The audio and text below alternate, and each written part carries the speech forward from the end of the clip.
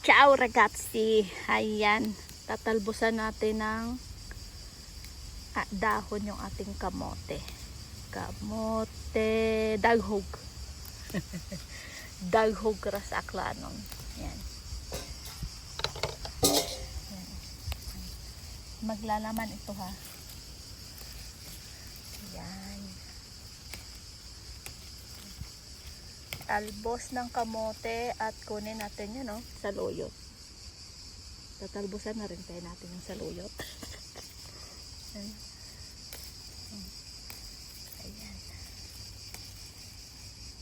Pwede na kayang magdilig nito, baka malipong. Lagyan natin ang ayan. Yun, no? Mataba na ulit sila. Ayan. Yehey! May talbos na ulit yung among kamote. Ayan.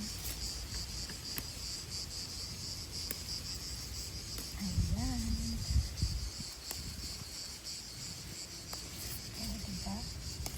Magkano na rin ito sa ano? Tingnan natin bukas sa merkato kung magkano yung kilo ng talbos ng kamote.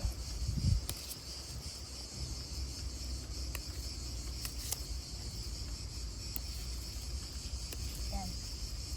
Ganda lang siya pag summer, ano?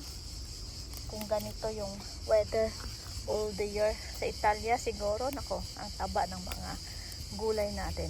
Kasi pagkatapos na nito, mga September, October na ito, wala na ito. Dahil taglamig na naman. Malulusaw na naman sila. Ayan. Kaya samantalahin natin habang summer.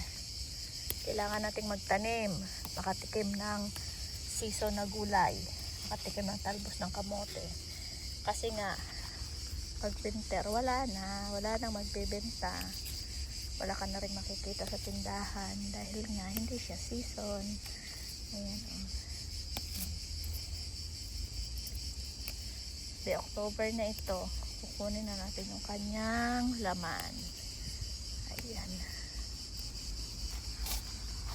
Bagong tanim, 2 weeks ago ata to, nung tinalbosan. O, ayan na naman siya. Ayan.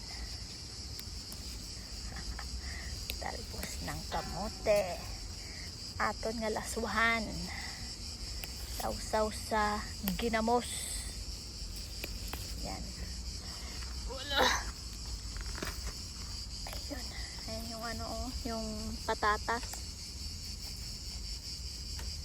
Baka masunog ito pag diniligan ko. Mainit pa.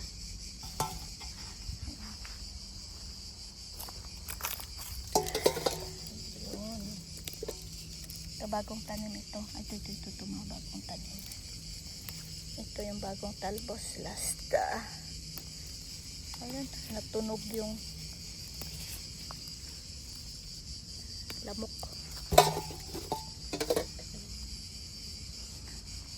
Asan pa? Ayan, pwede na yan. Pwede na yan. Pwede na ito. Yun, pwede na yan. Maliliit na talbos na yan.